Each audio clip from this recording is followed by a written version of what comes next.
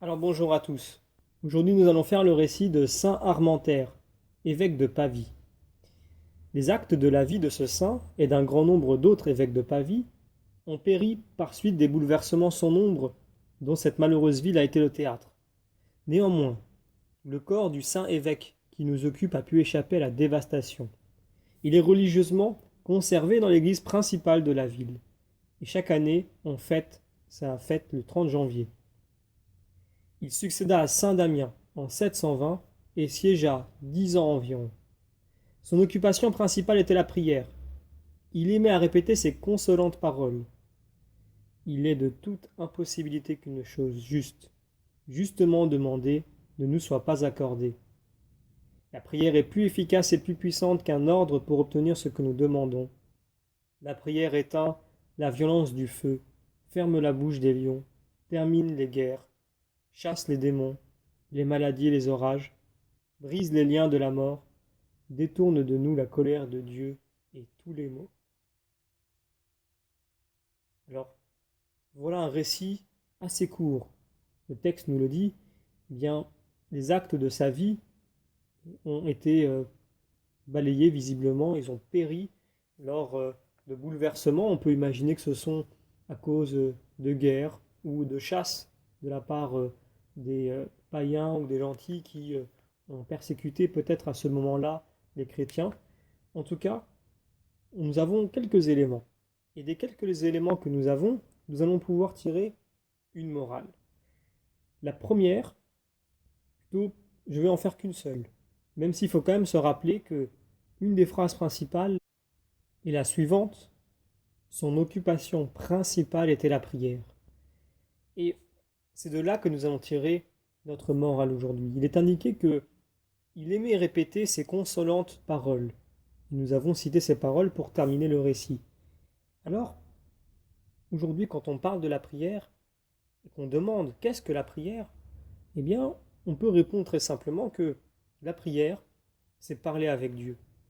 Et donc, par conséquent, si l'on veut tirer une conclusion de ce fait, eh bien, on se dit que pour parler avec Dieu, il faut être spontané.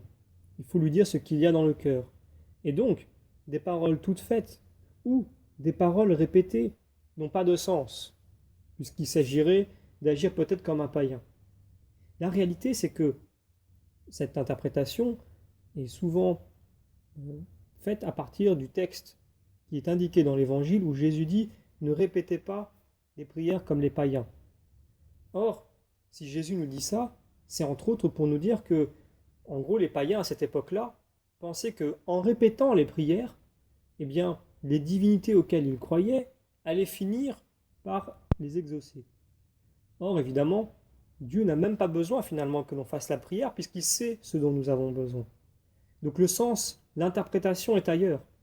La vérité, c'est que Dieu nous demande de dire ce que nous avons à lui dire, et cela n'empêche pas, évidemment, d'être comme Jésus l'a peut-être fait dans le jardin de Gethsémani, avant d'être trahi par Judas, où il a probablement beaucoup prié avec ferveur et peut-être répété les mêmes choses. Est-ce que ça veut dire que Jésus faisait cela pour que son Père l'exauce, puisqu'il se disait que en répétant ses prières, Dieu allait finir par l'écouter? Eh bien, ce n'est pas ainsi.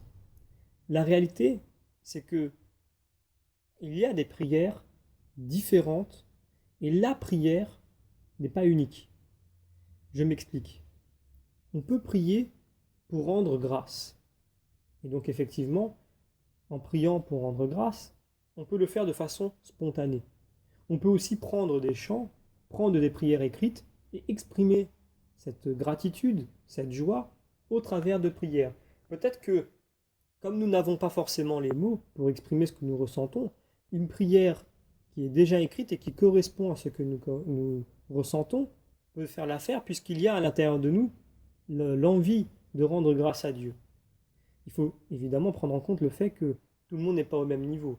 Il faut faire une différence entre quelqu'un qui peut-être rentre dans la foi et a besoin de prières toutes faites pour commencer, ou tout simplement des personnes même qui sont solides dans la foi ont quelquefois des prières toutes faites pour pouvoir prier Cela ne veut pas dire qu'il ne prie pas aussi des paroles spontanées, mais l'un n'empêche pas l'autre. Et il faut aussi se rendre compte que dans la vie chrétienne, eh bien, il y a plusieurs formes de prière, comme je viens de le dire. Et donc j'ai cité pour commencer, eh bien, ces prières que l'on peut faire pour rendre grâce. Elles peuvent être spontanées comme elles peuvent être des prières qui sont déjà écrites. Il y a des prières aussi de supplication, des prières où on veut absolument mettre de la ferveur, on veut y mettre tout son cœur parce qu'il y a peut-être derrière une situation douloureuse, une difficulté. Et donc cela correspond tout à fait à ce que nous ressentons intérieurement, à savoir de la peur, de la panique. Et on se dit que par la prière, eh bien peut-être que nous allons être apaisés, parce que nous sommes dans une disposition de cœur qui plaît à Dieu.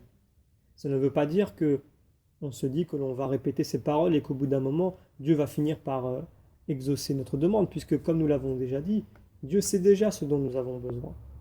Mais dans des situations compliquées, dans des situations de stress, eh bien, quand quelquefois nous sommes même paralysés par la peur, par l'inquiétude, cela peut nous arriver souvent. Alors paralysé, il faut prendre le mot dans son sens le plus large. Donc simplement, nous sommes tellement accablés de soucis, de stress, de tristesse que les mots ne viennent pas pour la prière et nous ne savons pas quoi dire. Alors, avoir des prières toutes faites qui bien, nous rassurent, ce n'est pas une mauvaise chose. Et donc, il ne faut pas se laisser, je dirais, culpabiliser par des personnes qui nous disent, à nous, catholiques, vous avez des prières toutes faites.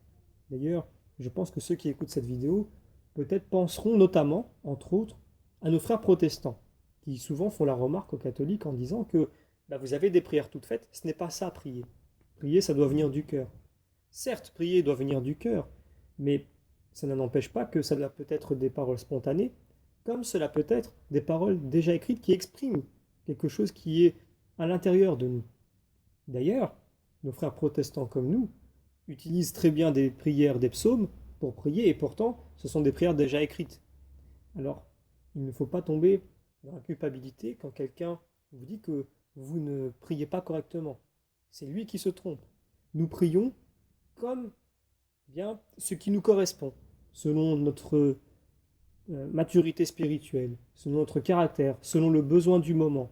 La prière est quelque chose de très particulier et on peut très bien faire des parallèles avec son épouse ou son époux si nous sommes une femme, parce que nous savons que le mariage est l'image de la relation avec Dieu. Eh bien, quand on fait ce parallèle-là, c'est très facile de comprendre que quelquefois, on peut être très spontané. Effectivement, quand on parle à sa femme, eh bien, on peut lui parler directement sans rien préparer. Alors peut-être qu'il y a des situations où on veut lui annoncer quelque chose de compliqué. Alors on s'y prépare. Et quelquefois, on prévoit le texte à l'avance. Et d'une certaine façon, quelquefois, on va même chercher des idées ailleurs. Et on essaie de trouver un texte, plutôt des paroles toutes faites qui passeraient bien. Quelquefois, avant de prier d'eux, on fait ainsi. Quelquefois, on veut lui faire peut-être une demande en mariage. Par exemple, une demande en mariage, eh bien, combien de personnes qui ont fait de demandes ont préparé leur texte à l'avance, ou tout simplement ont cherché à apprendre par cœur des mots qu'ils pouvaient réutiliser, des mots qui pouvaient être romantiques, qui pouvaient être jolis sur le moment, et les lui dire. Est-ce que cela veut dire que cette personne-là ne communiquait pas avec sa femme? Est-ce que cela veut dire qu'elle n'était pas sincère? Non. Cela veut dire simplement qu'elle a reconnu qu'elle n'avait peut-être pas les mots pour exprimer l'amour. Donc cette personne pour sa femme, mais qui s'est dit que tout simplement, en allant chercher un texte peut-être romantique, une poésie ou autre, il allait pouvoir exprimer quelque chose qui était en lui, un sentiment qui existait en lui. Alors, on peut encore continuer très longtemps à faire ces exemples-là. Mais l'important est de comprendre qu'il n'y a pas une exclusivité de la prière. Il faut faire attention à ceux qui cherchent autour de nous, en tant que chrétiens, ils peuvent être catholiques comme autres, eh bien, à nous vendre une forme exclusive de la relation avec Dieu. Dieu, eh bien, la relation avec Dieu se vivrait de cette façon et pas d'une autre. Eh bien non. Chaque personne est différente, chaque situation par personne est différente et ne nécessite pas les mêmes demandes.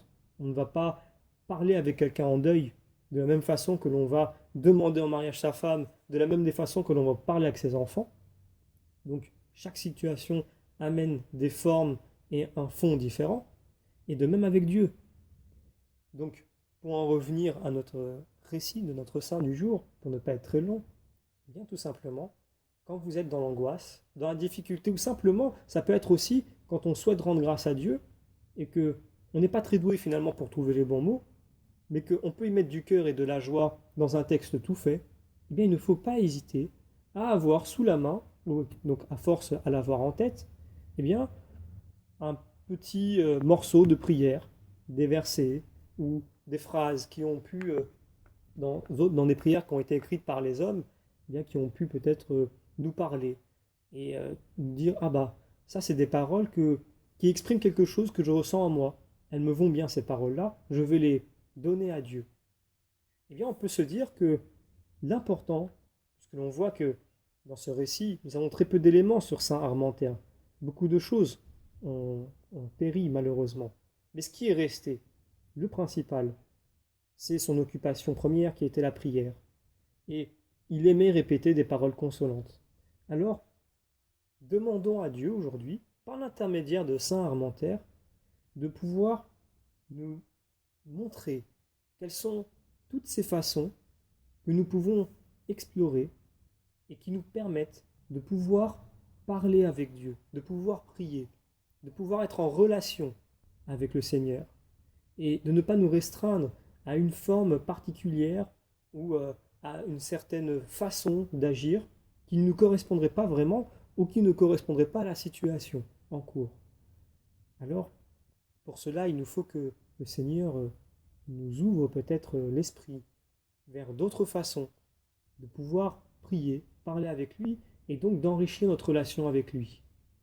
Et donc nous demandons à Saint Armentaire d'intercéder pour nous auprès du Seigneur pour cela.